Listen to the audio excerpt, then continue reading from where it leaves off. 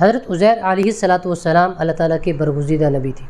ایک دفعہ وہ اپنی سواری گدھے پر سوار ہوئے، اپنے ساتھ زادِ راہ لیا، سفر کا سامان لیا، کھانے پینے کی چیزیں اپنے ساتھ رکھیں۔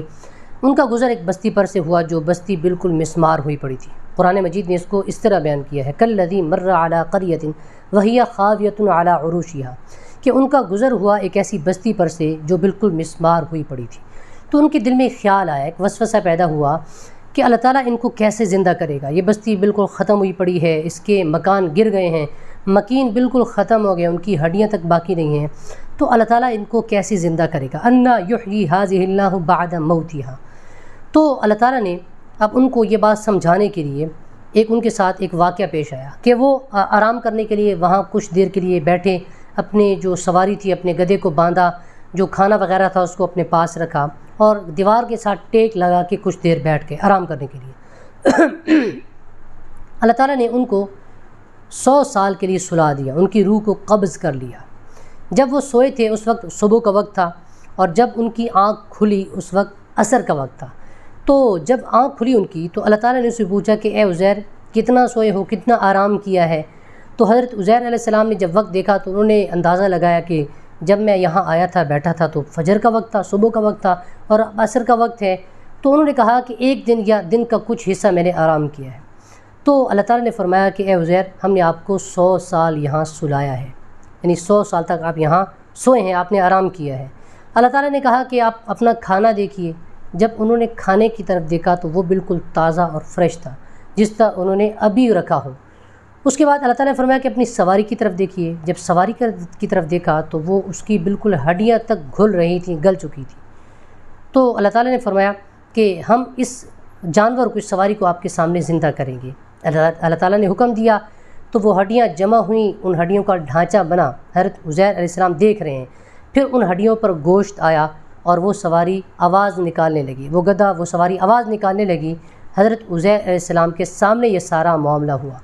تو حضرت عزیر علیہ السلام نے کہا کہ یا اللہ میں جان گیا آپ ہر چیز پر قادر ہیں۔ اب اللہ تعالیٰ نے اس کھانے کو بالکل خراب، وہ 100 سال تک وہ کھانا جو ان کے پاس پڑا تھا وہ بالکل ٹھیک رہا۔ حالانکہ کھانا ایسی چیز ہے کہ جو بمشکل ایک دن تک باقی رہتا ہے، اس کے بعد وہ خراب ہو جاتا ہے، اس کا ذائقہ خراب ہو جاتا ہے اور بالکل وہ کھانے کے قابل نہیں رہتا۔ اللہ تعالیٰ نے اس کو بالکل ٹھیک رکھا، یہ سمجھانے کے لیے کہ میں جس چیز پر قادر ہوں، میری قدرت بہت وسیع ہے اور میں یہ کام کر سکتا ہوں۔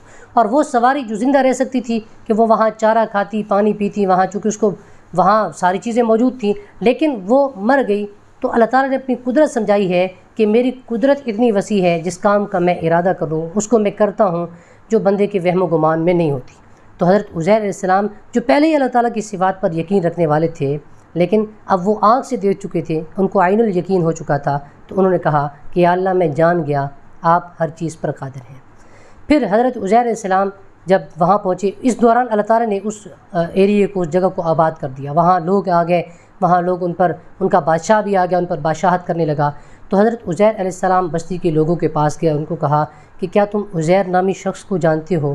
تو انہوں نے کہا کہ جی وہ 100 سال پہلے مر چکے ہیں، فوت ہو چکے ہیں، 100 سال پہلے تھے، اس کے بعد اب تک ان کا نہیں پتا۔ تو حضرت عزیر علیہ السلام نے کہا کہ میں ہی عزیر ہوں، اور جو 100 سال پہلے آپ کو لگا تھا کہ وہ فوت ہو چکے ہیں۔ تو اس کے بعد انہوں نے کہا کہ ہم تو اب آپ کی بات پر یقین نہیں کرتے، ہمیں کیسے پتہ چلے گا؟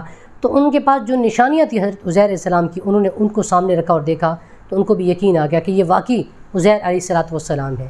پھر انہوں نے حضرت عزیر علیہ السلام نے ان کو تورات کی پھر سے تبلیغ شروع کی، ان کو تورات کی دعوت دی، اللہ تعالیٰ کا کلام ان کو سنایا۔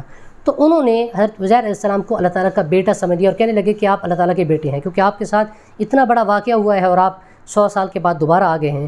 تو انہوں نے عقیدت میں حضرت عزیر علیہ السلام کو اللہ تعالیٰ کا بیٹا کہنا شروع کر دیا، اور یہود آج تک حضرت عزیر علیہ السلام کو اللہ تعالیٰ کا بیٹا ہی مانتے ہیں اور ان کو بیٹا ہی کہتے ہیں۔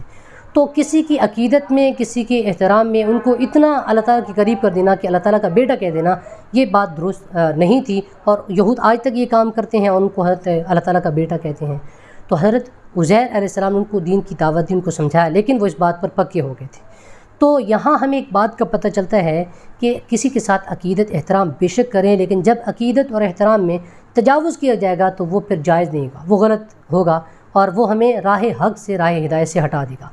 آپ صلی اللہ علیہ وسلم کی ذات کے ساتھ ہمیں بہت عقیدت ہے، اور آپ صلی اللہ علیہ وسلم نے فرمایا کہ تم میں سے کوئی بھی کامل ایمان والا نہیں ہو سکتا، مومن نہیں ہو سکتا جب تک کہ اسے مجھ سے محبت نہ ہو، اپنے اہل و عیال سے، اپنے خاندان، اپنے مال سے، اپنی چیزوں سے زیادہ محبت نہ ہو، تب تک تم مسلمان نہیں ہو سکتے۔ تو یہ ہے ایک عقیدت کا ایک کرائٹیریا بیان کیا گیا ہے۔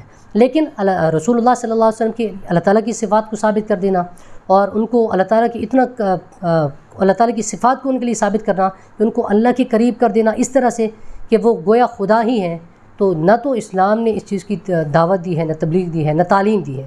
یہ چیز راہ حق سے بندے کو ہٹا دیتی ہے۔ بے شک انبیاء کرام کے ساتھ محبت تو ایک ایمان کا تقاضا ہے ہی، اس کے علاوہ جتنے بھی حضرات اولیاء کرام ہیں، نیک لوگ ہیں، اللہ کے اولیاء ہیں، اللہ کے ولی ہیں، ان کے ساتھ عقیدت ہونی چاہیے، لیکن اس عقیدت میں خیال رکھا جائے کہ ان کے لیے صفات کو ثابت نہ کیا جائے، ان سے ایسی چیزوں کو ایکسپیکٹ نہ کیا جائے جو کہ ان کے لیے ثابت ہی نہیں ہیں۔ تبھی ہم ہدایت پر رہیں گے اور تبھی ہم کامل ایمان والے شمار ہوں گے۔ اپنا بہت سارا خیال رکھیے۔ اللہ حافظ۔